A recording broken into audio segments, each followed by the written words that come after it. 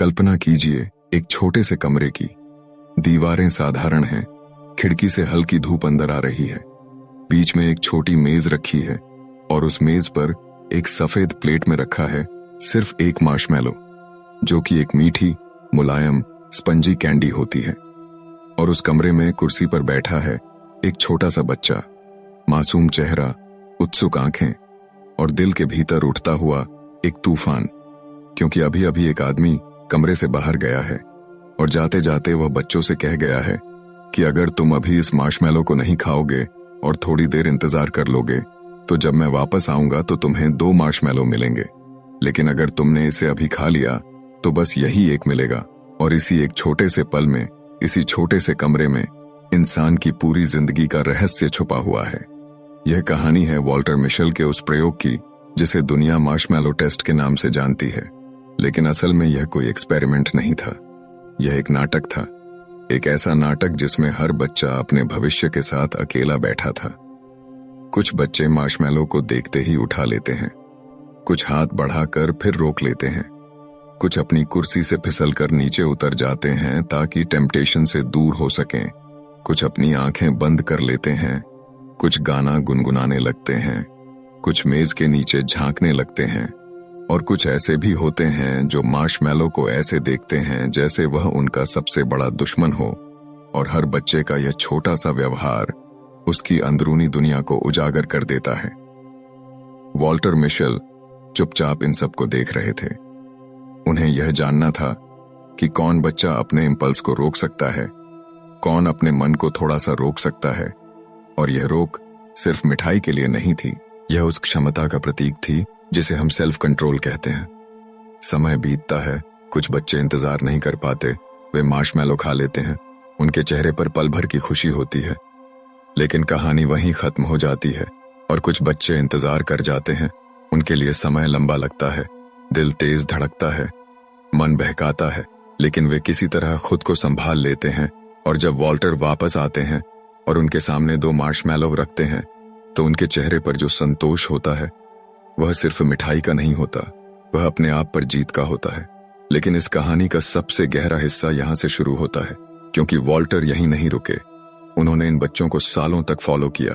उन्होंने देखा कि ये बच्चे बड़े होकर कैसे इंसान बने, और यहीं पर जीवन का सबसे बड़ा रहस्य खुलता है। जिन बच्चों ने उस छोटे से कमरे में खुद को रोक लिया था, वे आगे चलकर पढ़ाई में बेहतर निकले।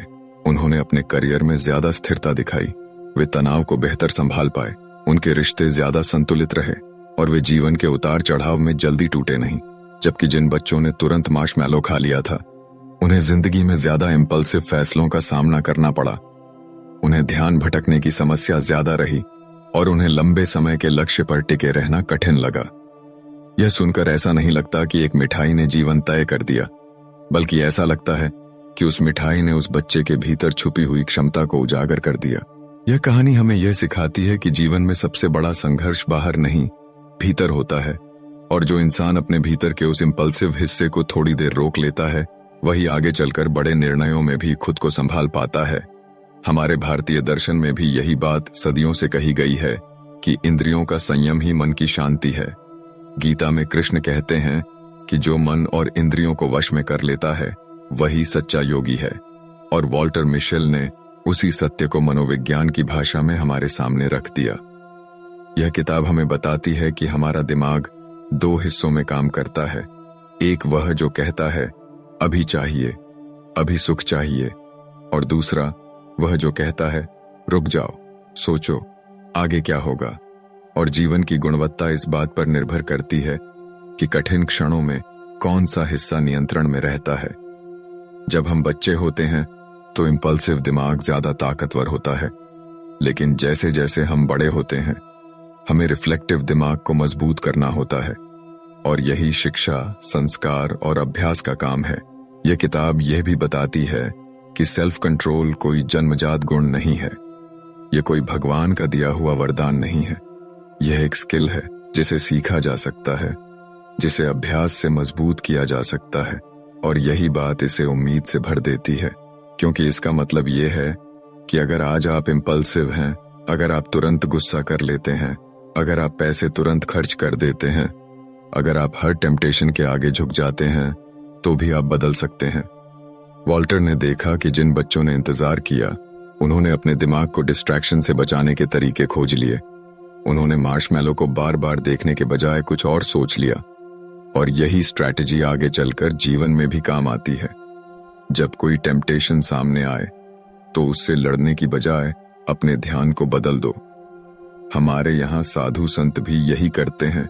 वे इच्छाओं को दबाते नहीं, वे अपना ध्यान बदल देते हैं। वे जप, ध्यान, सेवा में मन लगा देते हैं और इच्छा अपने आप कमजोर पड़ जाती है। ये किताब यह भी सिखाती है कि आत्मसंयम का मतलब कठोर बन जाना नहीं है। इसका मतलब है बुद्धिमानी से अपने वातावरण को इस तरह बनाना कि आपको बार बार परीक्षा से न गुजरना पड़े। अगर आपको मोबाइल की लत है तो नोटिफिकेशन बंद कर दीजिए। अगर आपको मीठा ज्यादा पसंद है तो घर में मीठा कम रखिए। अगर आपको गुस्सा जल्दी आता है तो उन परिस्थितियों को पहचानिए जो गुस्सा दिलाती हैं और पहले से तैयारी रखिए। यह कमजोरी नहीं है, यह समझदारी है। वॉल्टर की सबसे बड़ी खोज यही थी कि जिन बच्चों ने खुद को रोका, वे इसलिए सफल नहीं हुए क्योंकि वे ज्यादा स्मार्ट थे, बल्कि इसलिए सफल हुए क्योंकि वे अपने मन को संभालना सीख गए थे। सफलता सिर्फ IQ से नहीं आती, सफलता EQ और सेल्फ कंट्रोल से आती है। हमारे समाज में हम बच्चों को अक्सर कहते हैं कि अभी मेहनत करो, बाद में आराम मिलेगा, लेकिन हम उन्हें यह नहीं सिखाते कि इच्छा को कैसे संभालें, भावनाओं को कैसे समझें, और यही कमी आगे चलकर समस्याएं बन जाती है। ये किताब हमें यह भी बताती है कि डिले ऑफ ग्रेटिफिकेशन का मतलब सुख को मारना नहीं है। इसका मतलब है बेहतर सुख चुनना। ये जीवन को बेरंग नहीं बनाता, ये जीवन को गहरा बनाता है। जब आप तुरंत मिलने वाली खुशी को छोड़कर किसी बड़े लक्ष्य के लिए रुकते हैं तो आप अपने आत्मसम्मान को मजबूत करते हैं, और आत्मसम्मान वही शक्ति है जो आपको जीवन में बार बार उठने में मदद करती है। आज की दुनिया में टेम्पटेशन हर जगह है, स्क्रीन पर, जेब में, हाथ में, और ऐसे समय में सेल्फ कंट्रोल पहले से ज्यादा जरूरी हो गया है। लेकिन अच्छी खबर यह है कि हम इसे सीख सकते हैं। ध्यान, आत्मचिंतन, छोटे नियम, ये सब रिफ्लेक्टिव दिमाग को मजबूत करते हैं। भारतीय आध्यात्मिक परंपरा भी यही कहती है कि मन को मित्र बनाओ, शत्रु नहीं। जब मन भागता है तो उसे समझाओ, दंड मत दो। यह किताब अंत में हमें यह एहसास दिलाती है कि मार्शमैलो टेस्ट हर दिन हमारे सामने होता है।